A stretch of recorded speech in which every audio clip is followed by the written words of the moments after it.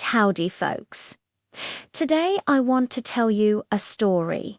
It's a tale that feels like it's been carried on the dry Texas wind for 100 years.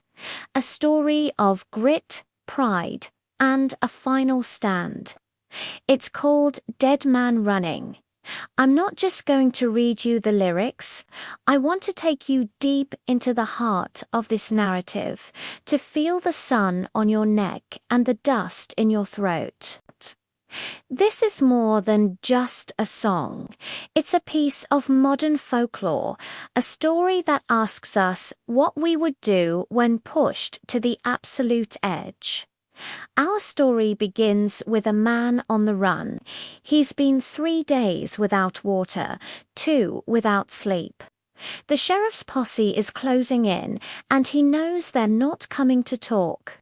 He's got his daddy's old revolver, and he's carrying the weight of his brother S' name. The world calls him a fugitive, a man running from justice. But in his heart, he questions what justice really means in a world that's already judged him.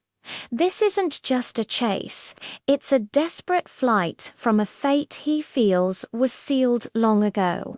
And this brings us to the core of his spirit, the chorus of his life. He declares, "I'm making my stand where the mesquite grows, where the red dirt bleeds and the hot wind blows." This isn't a surrender, it's a conscious choice. He's choosing the battlefield, the landscape itself, the tough, thorny mesquite, the blood-red dirt. It's a reflection of him. He's telling the world, you can write my story however you want. Call me a hero, call me a villain. It doesn't matter. But how I meet my end, that's my decision, and mine alone. This powerful defiance sets the stage for everything. So how did it all start?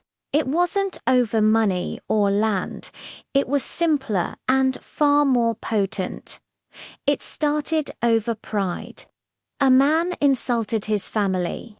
In his world, in his code, you don't let that slide. You don't run and hide. He admits, maybe he was reckless, maybe he'd had a bit to drink, but he refuses to apologize for defending his family's honor. He's not asking for forgiveness for something he believes, in that moment, was necessary.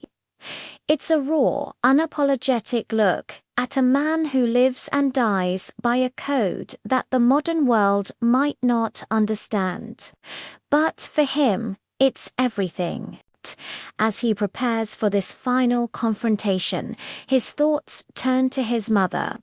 He remembers her words, a prophecy that has haunted him his whole life.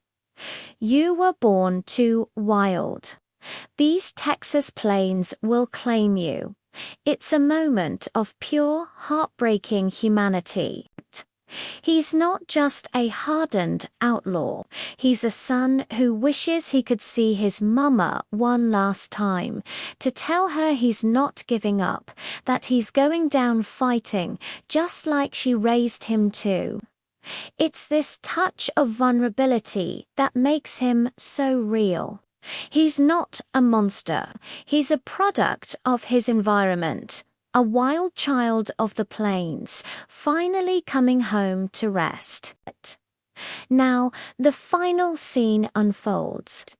The sun is setting, painting the horizon in shades of red, a perfect mirror for the violence that's about to erupt. He can hear the horses, see the dust cloud rising in the distance. They're coming. But there's no more running. He stands his ground, a solitary figure against the vast, unforgiving landscape. He's waiting. It's a challenge. I'm right here. Let them find me if they dare. This isn't just about dying. It's about how he faces death. He stands like a man ready to meet his fate head-on, and as the story closes, that powerful chorus returns one last time, an anthem of defiance echoing into the twilight. I'll meet my maker on my own terms tonight. The repetition of that final line, "on my own terms tonight," hammers home the central theme. In a life where he felt he had little control, he seizes control of his final moments. He chose the place, he chose the time, and he chose to face it without fear. It's a tragic but powerful ending, a testament to the untamable spirit of a man who lived and died by his own rules.